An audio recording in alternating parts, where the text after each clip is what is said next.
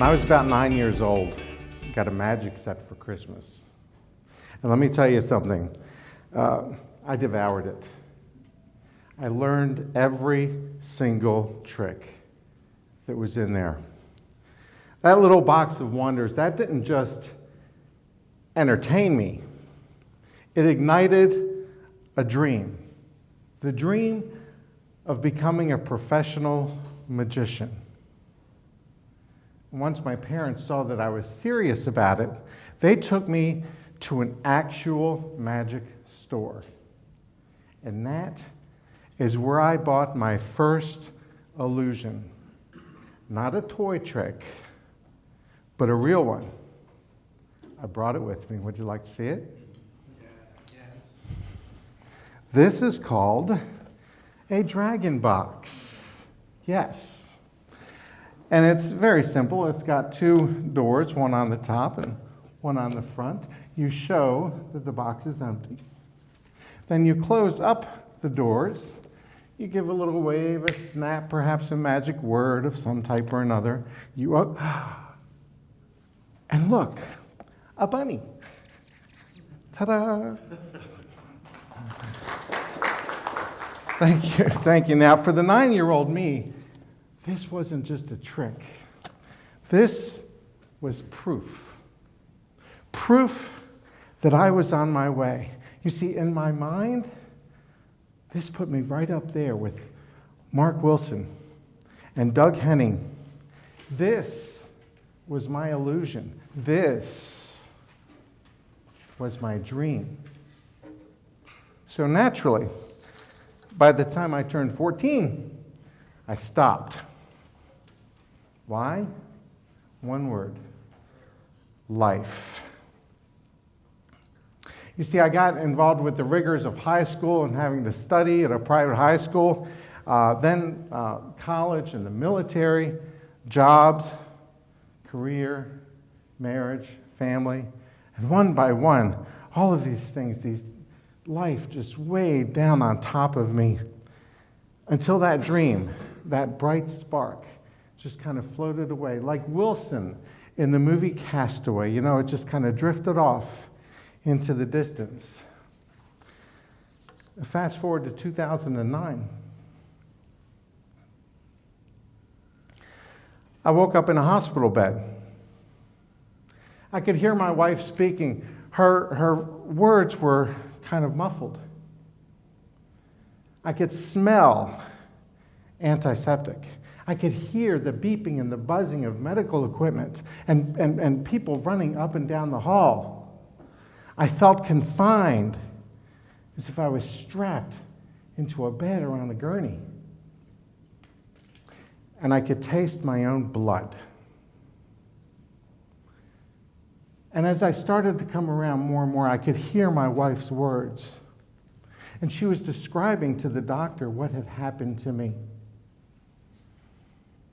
And I heard her tell him, when I found him, I thought he had died.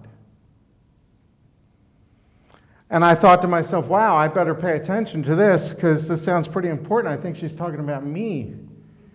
And when I opened my eyes, sure enough, I was able to confirm for myself that I was in the emergency room, and I had no idea how I had gotten there. Well, that would be a turning point in my life, but not the last, because you see, over the next 4 years, that would happen 5 more times. 5 more times. Doctors could tell me what had happened, but they could never tell me the why.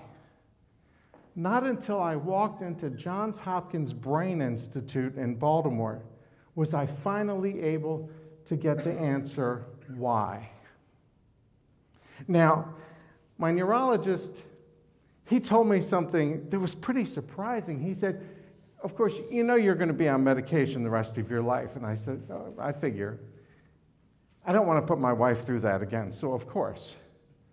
He said, but, and this was the surprising part, he said, I want you to find a creative outlet. I want you to find something that re-engages your brain, something that lights you up again. And that is when I heard a familiar voice calling back to me from 4 decades before. Magic.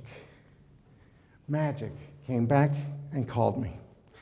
And when I embraced it again, I learned something profound. It's never too late to chase a dream.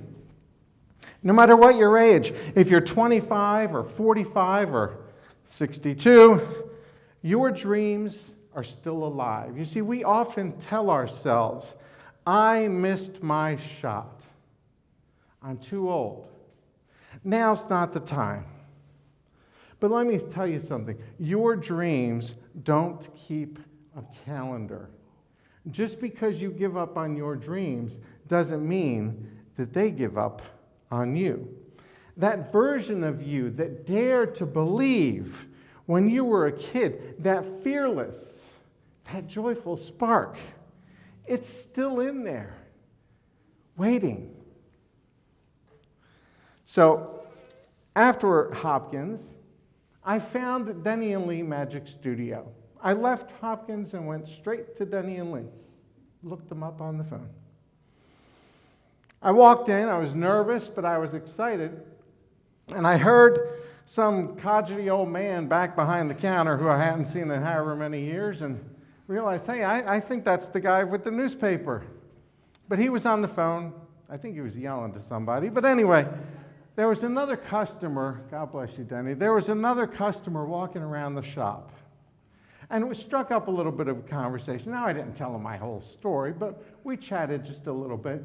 And I told him that this was the first time I wanted to do this in however many years. And he looked at me and he gave me 2 words. He says, 6 tricks. It was the very first piece of magical advice I'd ever gotten from a magician. He said, 6 tricks that you can do so well, you can do them in your sleep. And I said, I'm sorry, before you leave, I need to catch your name. He says, Jeff Hobson. Yeah. I had no idea who he was, but apparently a world-class magician. He was performing with the Illusionists in Baltimore that night. And what Jeff taught me that day wasn't about the tricks. I didn't realize it was going to take me a long time to figure out what the 6 tricks were. He was teaching me to fall in love with the process.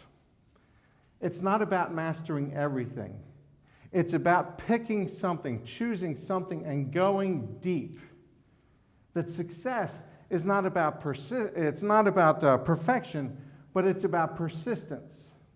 And it's about passion. And it's about play. When you were a kid, everything felt magical. The flashlight under the covers, a new box of crayons, that one song on the radio. But somewhere along the line, the world told you to grow up, to be practical, to be responsible. And in doing so, it asked you to put away your joy, your creativity, and your spark. But here's the truth. That spark, the one that made your heart race, it's still inside you, and it's not too late to light it again. So here's my challenge to you. Carve out just 10 minutes a day. 10 minutes for something that makes you truly come alive. Practice that card trick. Write that poem. Take that dance class. Open the guitar case and dust off those paints. Not because it'll make you money, not because it'll become your career, but because it reminds you that you're still here and that you still matter and that your dreams count. Because if there's nothing else that you remember from tonight, your body, your mind, and your soul, they are whispering to you. They're telling you to live. They're telling you to love. And they're telling you to create. To chase that thing that lights you up inside. So take the first step, even if it's small. even if it's scary, even if you think it's way too late. Because the most inspiring story that you will ever tell is the one where you refused to give up on yourself. Thank you.